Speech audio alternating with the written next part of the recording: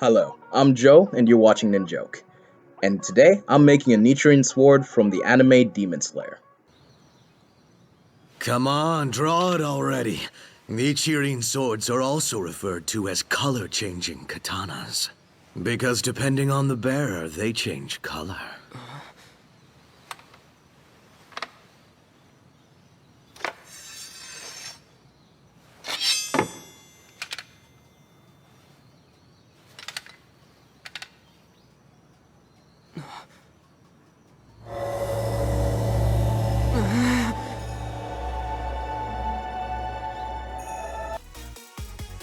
As you might be able to tell, I started off with the blade first. And I've made a lot of blades in the past, they never really turned out exactly right. But honestly speaking, this may be my best blade work. To make the tip of the blade, I took the top, or I guess the north of my now deformed cube, and I extruded and rotated it repeatedly until I got the point I wanted. Now, at this point, I did forget the rotate tool did exist. Not the normal rotate transform tool, but the rotate objects in what I'd call an array um, existed. The tool existed. It's in the left-hand corner, but I had either forgotten or did not know where to find it at the time.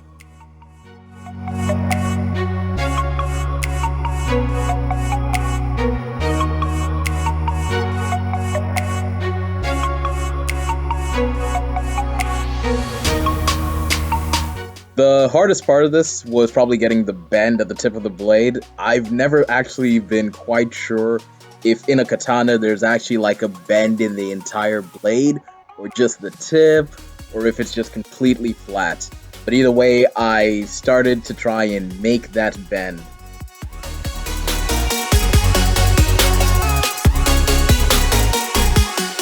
After being happy with the tip of the blade, I decided to now bring in my references.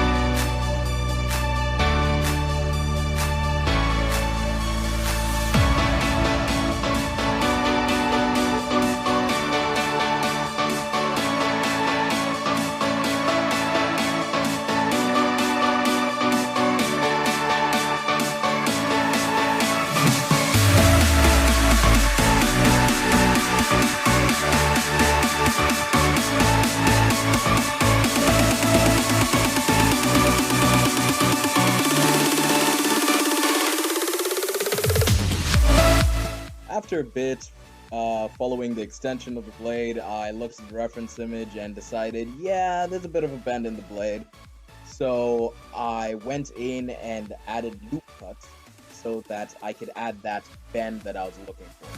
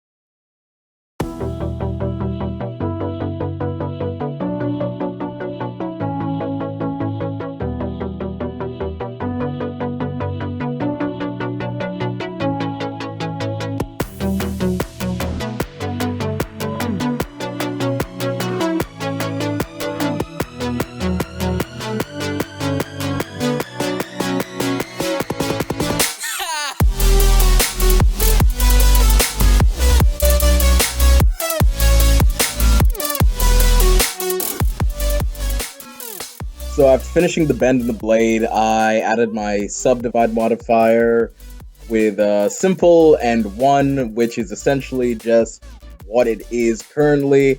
I don't know why it looked different to me, it just did. And then I added smoothing to it. I shaded it smooth, and I that should be it for the blade. And then I moved on to the hilt. So doing that, I had to import my reference material so that I can actually do this design of the hilt, which is the one thing that tells you, hey, this sword belongs to so-and-so. And, well, if I haven't told you now, the sword I'm making currently is for Tanjiro. So, looking at the design for the hilt, I thought, hey, that looks like the mesh that they put in front of, like, a table fan. So, starting with a cylinder, I think I can actually get to this point. So I started with a cylinder. I needed the top face with the 32 vertices surrounding it. I joined those vertices to a point at the center, and then intruded one layer in. Later I found out I'll need two because of the part of the hilt that holds the blade. But for now, I intruded one, and I started deleting alternate faces within that ring. The ring I needed for the outside of the blade, if you see the design.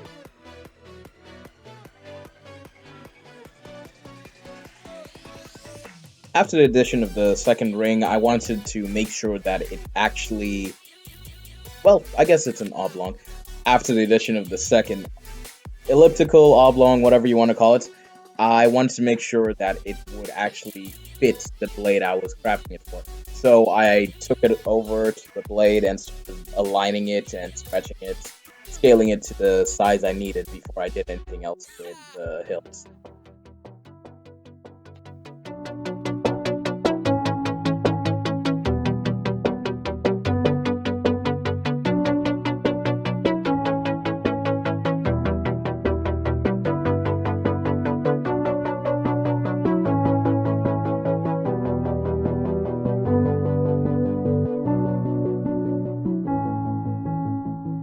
To get the design on Tanjiro's blade, I started deleting alternating faces to get this fan shape kind of design. Following that, I then extruded it to give it its actual size and weight.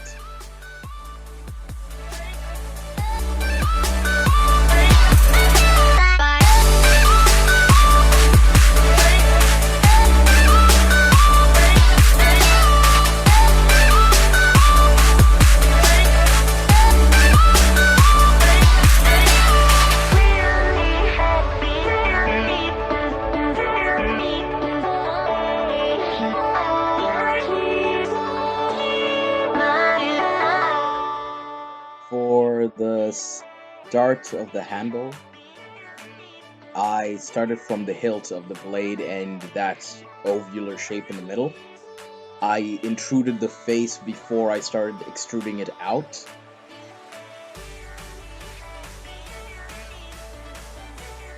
It was at that point I realized that I will also need to curve the handle the same way I curved the blade. So I started by extruding it section by section, and I believe later I just ended up doing loop cuts like I did with the blade.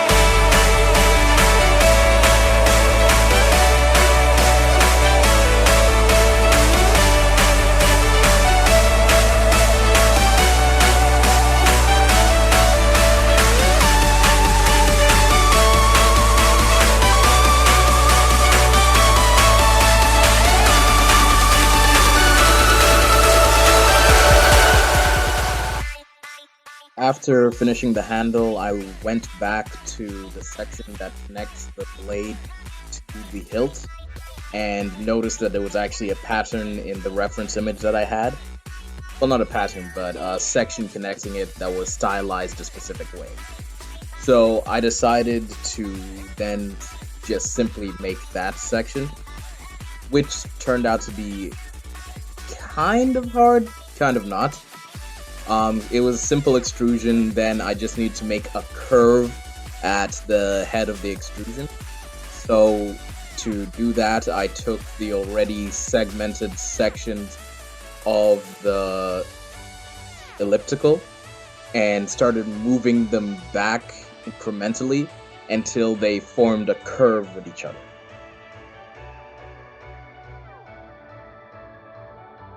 When I started doing it, I noticed that the face at the head of the now cylinder was not geometrically possible. So I undid everything and extruded it again and connected all the points vertically so that when I moved them, the face would actually stay geometrically sound.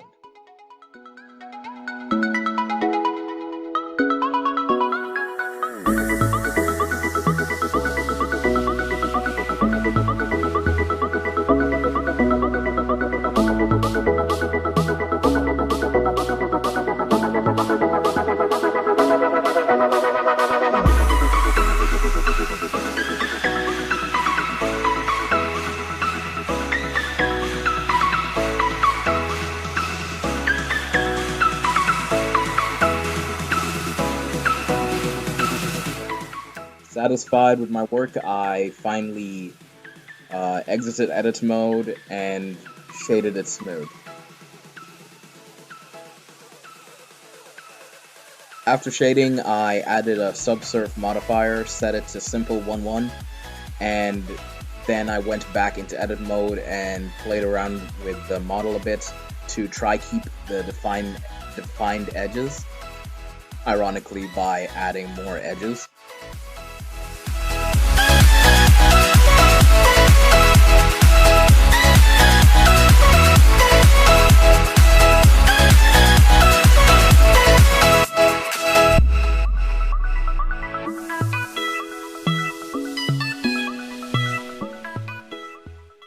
After I finished all that I did with the blade, the actual sword itself, not including the sheath, which I'm going to do later, was that I just did some simple polishing. I went back, made sure everything is how I wanted it to look, and all the parts fitted the way that they should. So you might not hear my voice for a while, because that actually took a bit. But in this video, it should be sped up, so kick back and relax.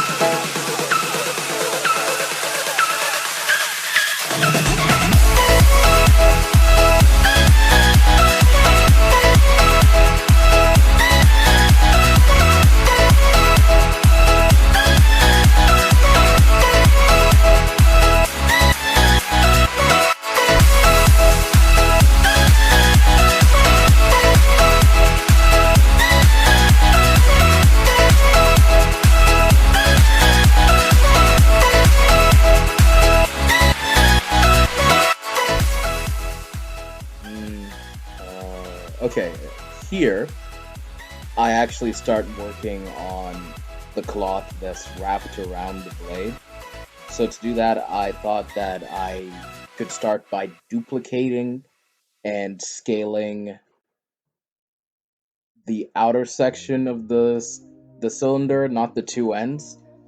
But I thought better, and I went back and only copied that first head section, and I scaled that out so that it actually wrapped around the handle, and I started extruding that face, correcting it as I went down so that it stayed wrapped around the handle and you didn't see any faces popping out of other faces, stuff like that.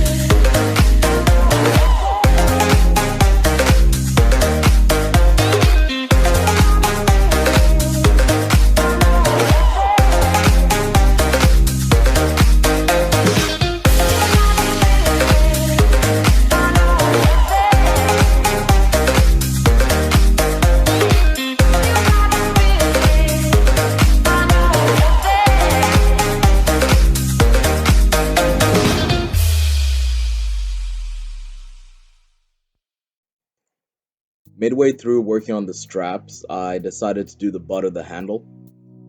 And to do that, I extruded the last ring and the end face of the handle itself. Then, to make that small gap that it has in the center of the handle on both sides, I deleted two faces and then rejoined it with the rest of the body that wasn't extruded.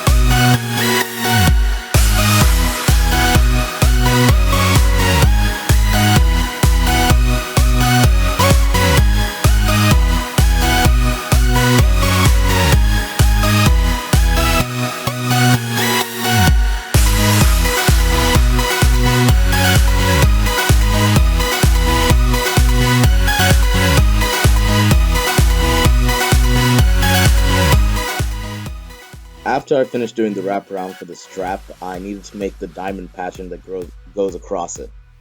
To do that, I made a cube and shaped it into the diamond, and then I duplicated it constantly and lined it up the way it appears in the reference image.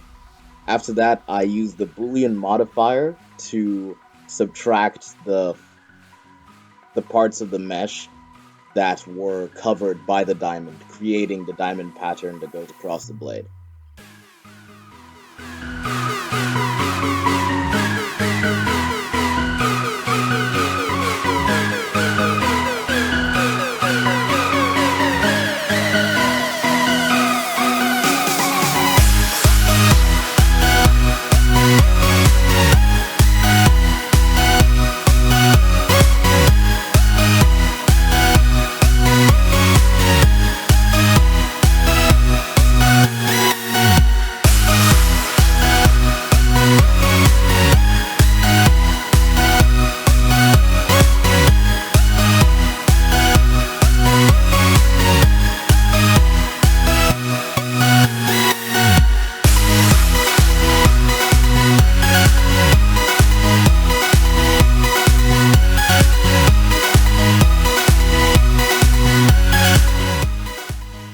After finishing that, all that was left was a bit of touching up to do with the strap, making sure that the faces connect with the bottom cylinder of the handle, and that was it.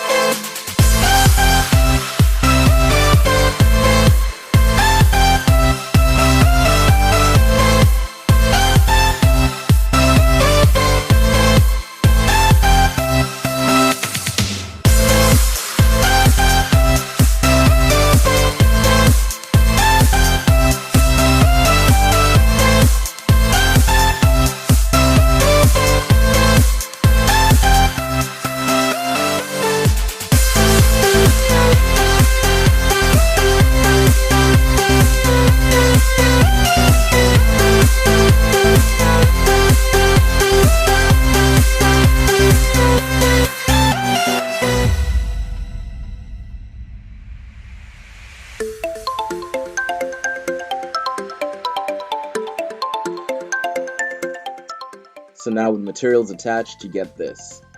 A nice finished Tanjiro Kamido Nichirin sword. You can see the sword on my Sketchfab, link in the description. And if you want to catch more of my 3D modeling, you can click right up here to the left, where you can catch a whole playlist of my 3D modeling. And if you want to just generally look at my art, you can click over here to the right, where I have a whole playlist of my art. Thank you for watching. Joke out!